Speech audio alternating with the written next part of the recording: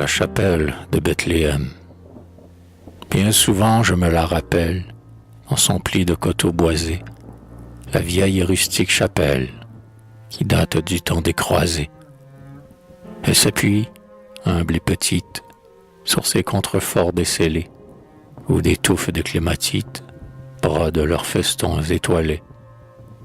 Les grands chênes pleins de murmures, où ronflent les vents assoupis, de leur ombre et de leur ramure, caressent ses pans décrépits. Elle est seule au bord de la route, qui rampe le long du talus. La chèvre errante et rôde et broute, sur un seuil où l'on n'entre plus. Ça et là, sur les pierres plates, de ces murs qui fritent le temps, le chercheur découvre des dates, vieilles de 4 fois 100 ans. À gauche, là, sous la corniche, au-dessus d'un bassin tari, derrière un treillis, dans sa niche, une statuette sourit. Et la vaste tour qui fredonne, sa balade au bord du chemin, en passant devant la Madone, pour se signer lève la main. Oui, toujours je me la rappelle, avec ses combles ardoisés, l'antique et modeste chapelle, qui date du temps des croisés. Elle a ses contes, ses légendes, touchant ou sombres tour à tour, comme le vieux menhir des Landes et le grand Christ du Carrefour. Souvent la famille bretonne mêle son nom au long récit que les anciens, les soirs d'automne, font près de l'âtre aux murs noircis. Et pourtant, à nul auditoire, charmé, tremblant ou curieux, nul n'a raconté ton histoire, petit temple mystérieux. Quel que soit ce qu'on imagine, au fond des brumes du passé, le secret de ton origine se perd à jamais effacé. Pourquoi cet autel solitaire, au bord de ce profond ravin? Quelle est cette énigme, mystère, que l'on cherche à sonder en vain?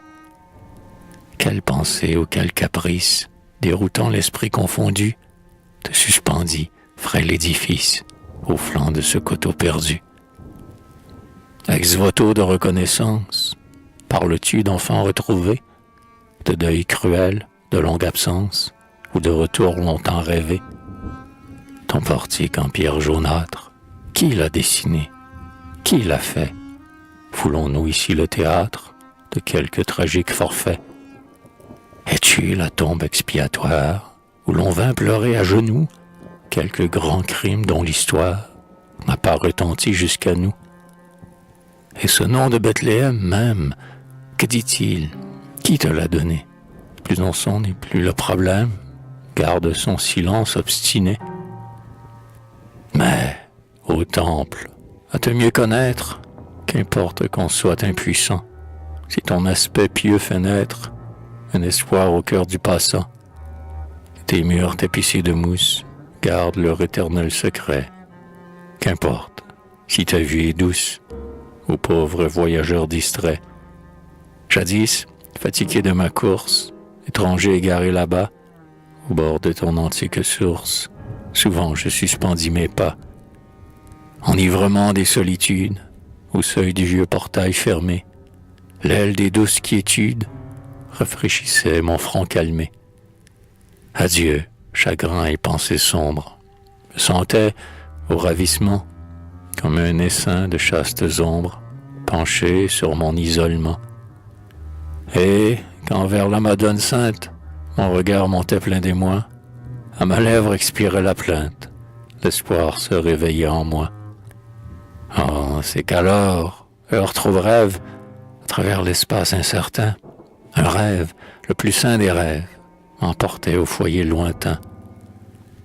Charme sacré de la prière, le temps plus vite s'écoula. J'aime à retourner en arrière pour revivre ces moments-là.